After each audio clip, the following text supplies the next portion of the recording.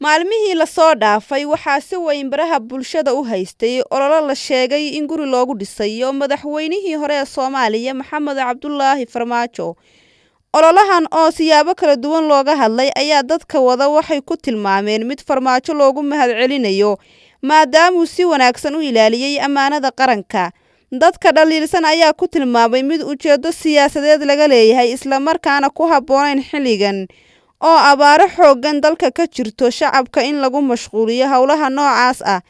Haddaba shakhsiyaadkii hoggaanka u ahaa ololaha guriga lagu dhisayo Farmaajo, Maxamed Cabdullaahi Ciise waxa uu ahaa agaasimihii madaxtooyada Villa Soomaaliya markii doorashada lagaga guuleystay Maxamed Cabdullaahi Farmaajo.